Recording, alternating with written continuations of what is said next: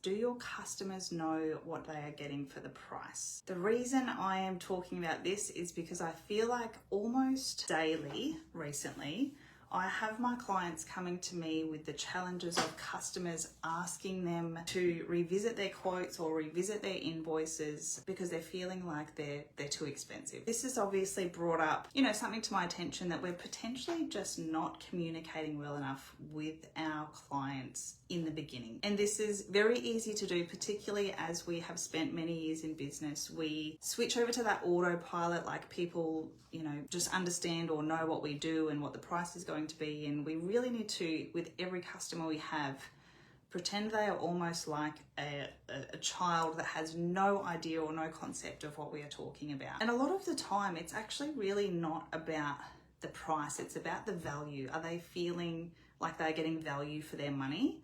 Or are they just feeling like the price is really excessive? It's always going to come back to education and communication with our clients around this, and also making sure that your customers understand the skills and expertise that you are actually bringing to that project. If you are someone who has recently been challenged on your pricing, I want you to go back and consider how you're presenting that either quote or invoice, whichever one it is, and looking at potentially the description of what's going on here. So if I was to give you an example, let's just say a chippy who has been asked to go and quote a new staircase. If that quote comes back to the customer and it's one line simply saying installation of new staircase, $5,000. Or if they took the time to actually write out the full scope of works and what was going to be involved step by step in that new installation of a staircase for the same price, and they sent it to the client, and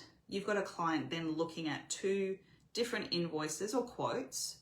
One's a one-liner for 5K and the other one's a full description. Clearly, your potential customer is going to feel like, well, I'm going to go with this one because this feels like I'm getting way more for my money as opposed to this. So it's really important that we educate and highlight what we are going to be doing and bringing to that project. Another one, an example I want to talk about is a client, or a couple of clients of mine, actually builders, who are recently sending out invoices or quotes, and they're coming back rejected purely based on price. And what this highlighted to me, especially in the realm of builders, is that I strongly believe not a lot of people know the difference between a chippy and a builder, which to us in the industry, in the trade, we go, well, how would you possibly not know the difference? But again, it's around that education and communication.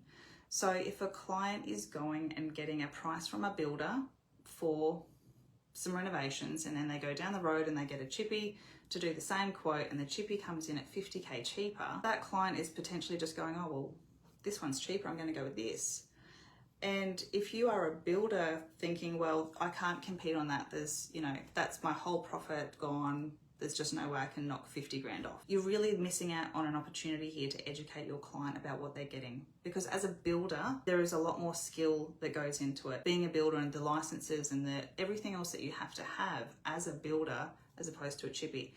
This can go across all trades industries too. So if you're even a fridgie and an electrician, as opposed to just a fridgie, and you're quoting for air conditioners and things like that. So I want you to think about how this translates into your particular business and how you're educating your clients on the skill set that you can be bringing to their project. Making sure that it's first and foremost communication and education. And it goes back to that age-old saying that if you want cheap, it's obviously going to be, well, most of the time, a cheaper job. Naturally, we think that if it's more expensive, it's a better quality job, but it's your job to reiterate to that client why you're more expensive and what you're bringing to that job that's more quality over quantity. Have a look at your process, have a look at your quoting and your invoicing. Is it detailed enough to be making your client feel value? If not, I want you to reconsider